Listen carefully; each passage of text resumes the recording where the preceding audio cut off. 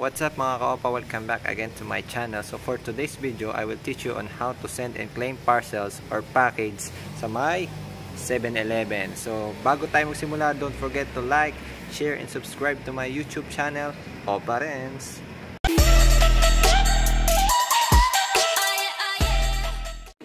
So guys, dito na natatapos yung pagja-jogging ko kasi kukuhanin ko muna yung product, yung package ng milk tea dito sa may 7-Eleven. So tuturuan ko kayo kung paano mag-claim ng package, kung ano yung marireceive nyo, kung paano nyo siya i-claim. So yung unang bagay na gagawin nyo ay antayin yung text message galing dun sa 7-Eleven. So pag may na-receive kayo sa cellphone number nyo, yun lang yung ipe-present nyo sa may counter. Ito siya guys, ito yan, ganyan. So pagka na-receive nyo yung text na yan, ay ang ipapakita nyo lang sa counter ay yung cellphone number nyo.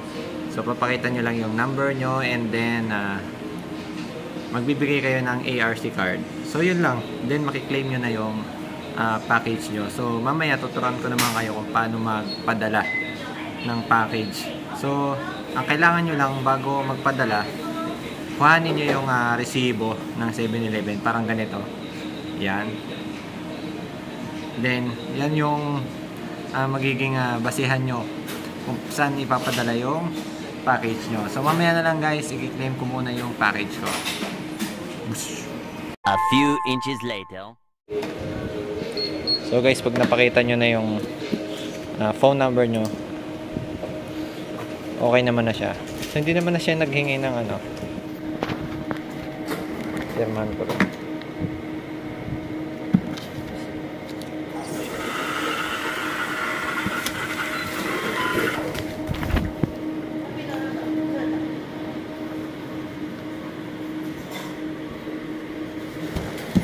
So, medyo magulo. So ayan, ulitin natin. So nakuha ko na yung package. So minsan nanghingi siya ng ARC, ngayon hindi naman siya nanghingi. Hiningi niya lang yung cellphone number ko. So ito yung package ko. So milk tea lahat ito. Madali lang padala dito guys. Very quick. So 1 to 2 days bago ma-receive. Yun lang.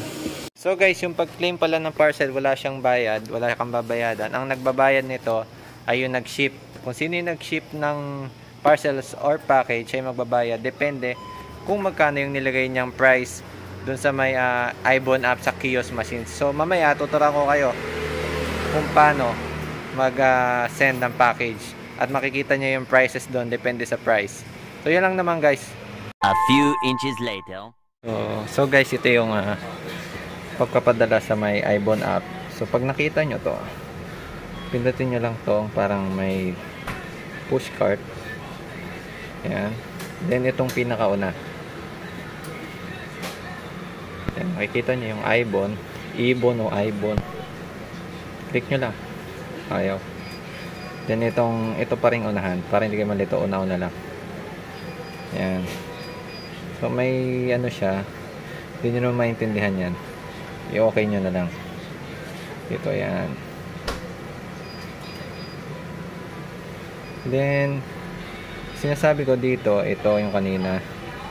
Depende sa price nung ipapadala nyo yung shipping fee. So para mas mura, dito tayo sa 1 to 1,000. So 60 siya, napakita nyo. Pakita ko yung iba. Diba 100 mas mahal, dito ka na lang. So next lang. So may lalabas na notification. Click mo lang yan. Ayan. So dito ilalagay mo lang yung pangalan mo. So English. Bawa ako.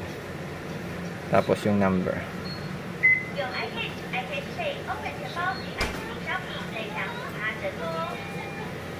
So yung papadalhan ko si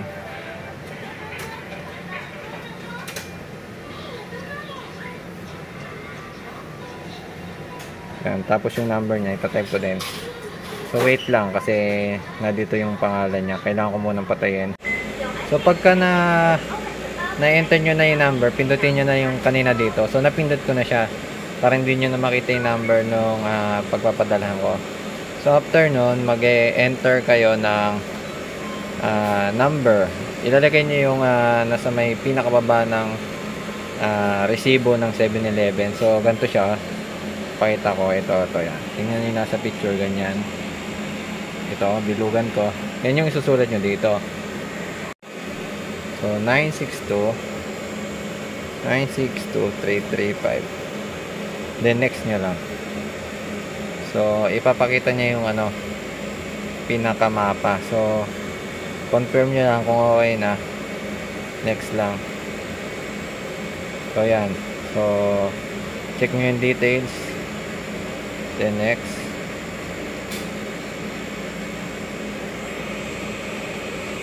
I-wait nyo lang. And, lalabas na yung pinakapapel niya. So, ipiprint niya dito.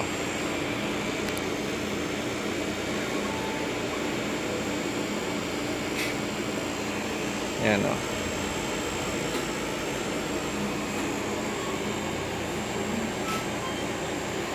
Tagal. Matagal ang printing. So, yan. So, lalabas yung ganito. So, i-double check nyo lang. Dapat ang nakalagay dito yung parang hidden name nung pagpapadalhan nyo. So, ganyan siya. So, ibibigay nyo na siya sa cashier. Ilabas nyo lang yung product na ipapadala nyo. And bumili kayo ng tights o ng plastic. Then, babayadan nyo yung shipping fee. Yun lang naman ang babayadan nyo pang papadala kayo. A few inches later. Ayan guys, naibalot na yung Kakabit nyo lang yun doon. Then, babayadan nyo lang. Yun na yun. In 1 to 2 days, marireceive na yan ng pinagpadala nyo. So, yun lang guys. Thank you for subscribing to my channel.